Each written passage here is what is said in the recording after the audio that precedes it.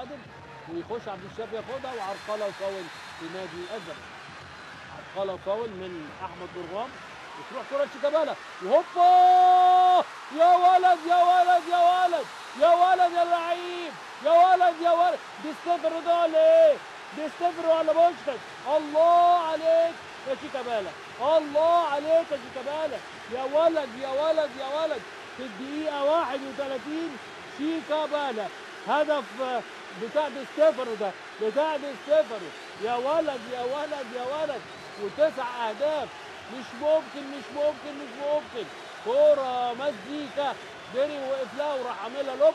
بص بص بص بص بص، ده بتاع دي ستيفانو ده، جاب زيه في ألدو، جاب زيه في ألدو، جاب زيه في ألدو بالظبط. دي ستيفانو، يا شيكا ستيفانو، يا شيكا ستيفانو، يا ولد يا ولد يا ولد. لعيب لعيب جامد جامد. وفريق العمل بتاع قناة الحياة على طول اهو قاعدين بالكمبيوتر وعلى طول مطلعين جاب الهدف التاسع. يا ولد يا ولد على الكوره، اتاخر استنى، كان هيثم محمد طلع قدام، غلطه كبيره شويه، راح عاملها له رب، سقطه تتهادى جوه المرمى ومشجعي الزمالك ونط بقى لغايه اخر المباراه. كوره مزيك، دي ستيفانو، دي ستيفانو بالظبط. يمكن وادي دجله، وترد الكوره على طول تروح لنادي الزمالك، ويلعب كوره طويله لشيكابالا، شيكابالا والسيد سعدوني، لسه الكوره معاه، لسه الكوره معاه، وعايز يعدي لجوه، ياخد الكوره شيكابالا، ياخد الكوره شيكابالا ويلعب الكوره بالعرض، وخطره جوه جول، جوه الجول.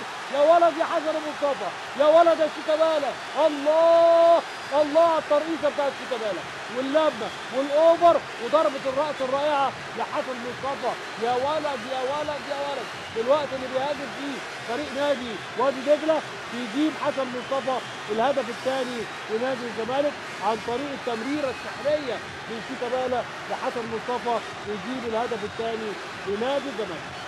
الهدف الثاني لنادي الزمالك، كوره جميله جميله جميله من شيكابالا، كوره جميله جميله من شيكابالا، لم الكوره وعملها بالمقاس.